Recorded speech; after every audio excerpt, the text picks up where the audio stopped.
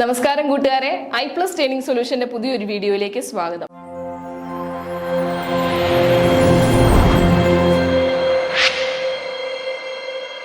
ഇന്ന് നമ്മൾ ചർച്ച ചെയ്യാൻ പോകുന്നത് ഇന്ത്യൻ വിദ്യാഭ്യാസത്തിന്റെ നാഴികക്കല്ലായ വുഡ്സ് ഡിസ്പാച്ചിനെ പറ്റിയാണ്. എന്താണെന്ന് നോക്കാം. Wood's Dispatch is a formal document sent in 1854 by Sir Charles Wood to the Governor General of India, Lord Dalhousie. 1854 sir Charles Wood, അതായത് governor general of India lord ഡാൽഹൌസിക്ക് അയച്ച ഒരു ഡോക്യുമെന്റ് ആണ് ഈ വുഡ്സ് ഡിസ്പാച്ച്. ഡോക്യുമെന്റിൽ എന്തായിരുന്നു എന്നല്ലേ, Indian വിദ്യാഭ്യാസത്തിന്റെ നാഴികക്കല്ലായ ചില റെക്കമെൻഡേഷൻസ് ആയിരുന്നു ആ ഒരു ഡോക്യുമെന്റ് അല്ല ആ ഒരു കത്തിൽ ഉണ്ടായിരുന്നത്.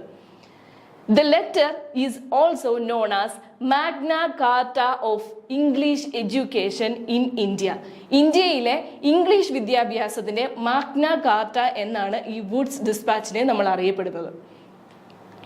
It recommended educational reforms that helped establish the modern education system in India. ഇന്ത്യയുടെ ആധുനികമായ വിദ്യാഭ്യാസത്തിന്റെ ഒരു ചവിട്ടുപടിയായിരുന്നു ഈ ഒരു റെക്കമെൻഡേഷൻ, ഈ ഒരു വുഡ്സ് ഡിസ്പാച്ച്. ഇനി ആരായിരുന്നു sir Charles Wood? Charles Wood was the president of the board of control of the British East India company. British East India കമ്പനിയുടെ ബോർഡ് ഓഫ് കൺട്രോളിന്റെ പ്രസിഡന്റ് ആയിരുന്നു sir Charles Wood. The Board of Control was introduced in India through Pitt's India Act of 1784. 1784 Pitt's India act പ്രകാരം ഉണ്ടായതാണ് ഈ board of control. Charles Wood has also been the secretary of state of India. ഇന്ത്യയുടെ state of ഇന്ത്യയുടെ secretary ആയിരുന്നു ആര്? Charles would.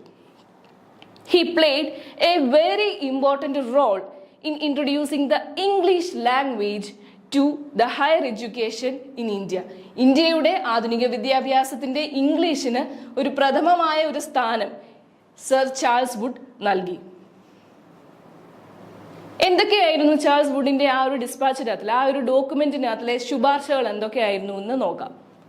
Establishment of universities, സർവകലാശാലകൾ ഇന്ത്യയിലേക്ക് ഉണ്ടാക്കുക എന്നുള്ളതായിരുന്നു ഒന്നാമത്തെ അദ്ദേഹത്തിന്റെ recommendation. The dispatch advocated for the creation of universities in the three presidency town of Calcutta, Bombay and Madras. ഇന്ത്യയുടെ പ്രധാന നഗരങ്ങളിലെ 3 നഗരങ്ങളിൽ യൂണിവേഴ്സിറ്റീസ് ഉണ്ടാക്കുക എന്ന് എസ്റ്റാബ്ലിഷ് ചെയ്യുക എന്നുള്ളതായിരുന്നു ആ ഒരു recommendation. Calcutta, Bombay and Madras. Education departments.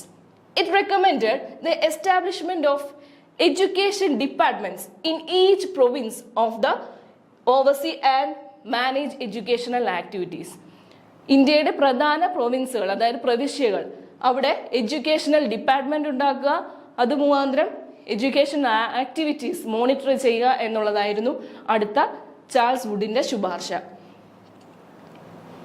Language instruction, എന്തൊക്കെയായിരുന്നു കുട്ടികളെ പഠിപ്പിക്കേണ്ട ലാംഗ്വേജ്, അതിന്റെ മീഡിയം എങ്ങനെയായിരിക്കണം എന്നുള്ളതായിരുന്നു അടുത്ത റെക്കമെൻഡേഷൻ. നോക്കാം. പ്രൈമറി സ്കൂളുകളിൽ vernacular languages were to be used as the medium of instruction in primary school.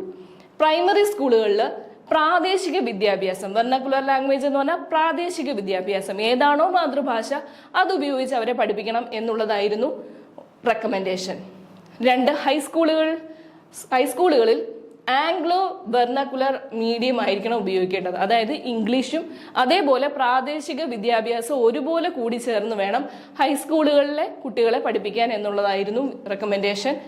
University തലങ്ങളിൽ ഇംഗ്ലീഷ് ആയിരിക്കണം അവിടുത്തെ ഒരു മീഡിയം ഓഫ് ഇൻസ്ട്രക്ഷൻ എന്നായിരുന്നു ചാൾസ് വുഡിന്റെ റെക്കമെൻഡേഷൻ.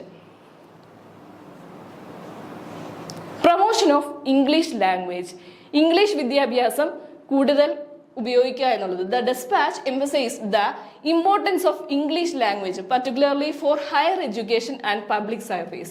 ഹയർ എഡ്യൂക്കേഷനിലും അതേപോലെ പൊതു സർവീസുകളിലും ഇംഗ്ലീഷ് ലാംഗ്വേജ് കൂടുതലായിട്ട് ഉപയോഗിക്കുക എന്ന് അദ്ദേഹം ശുപാർശ ചെയ്തു. Professional education. The dispatch encouraged the establishment of professional institutions like medical, engineering and law schools. Professional വിദ്യാഭ്യാസമായ മെഡിക്കൽ, എഞ്ചിനീയറിംഗ് തലം, അതേപോലെ ലോ, ഇതൊക്കെ കൂടുതലായിട്ട് ഇൻസ്റ്റിറ്റ്യൂഷൻസ് ഉണ്ടാവണമെന്ന് അദ്ദേഹം ശുപാർശ ചെയ്തു.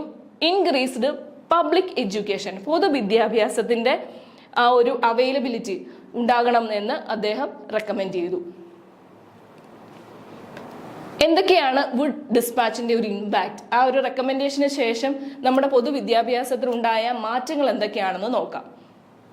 Bombay, Madras and Calcutta university were set up in 1857.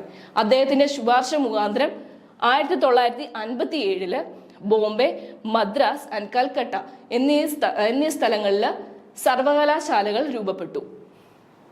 In all provinces the education departments are set up. എല്ലാ പ്രവിശ്യകളിലും ഓരോ എഡ്യൂക്കേഷൻ സ്ഥാപനങ്ങളെങ്കിലും സെറ്റപ്പ് ചെയ്തു. Bethune school founded by JED Bethune was started for women education. സ്ത്രീകളുടെ വിദ്യാഭ്യാസം മുന്നിലേക്ക് കൊണ്ടുവരണം എന്നുള്ള രീതിയിൽ ബഥൂൺ സ്കൂൾ, അതായത് JED ബഥൂൺ എന്നാണ് ആ ഒരു സ്കൂളിന്റെ ഫൗണ്ടറിന്റെ പേര്, ഫോം ചെയ്തു. Agriculture institute at Pusa and an engineering institute at Roorkee was started. Grants in aid system was introduced.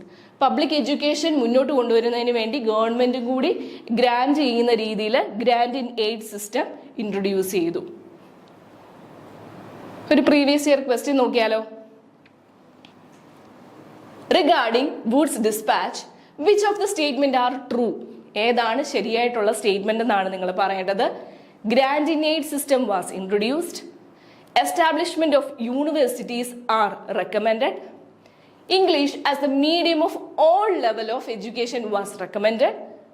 Encouraged the establishment of professional institutions like medical, engineering and law school.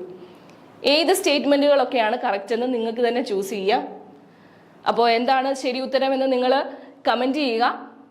Woods ഡിസ്പാച്ചിന്റെ ആ ഒരു class മനസ്സിലായി എന്ന് വിശ്വസിക്കുന്നു. Thank you.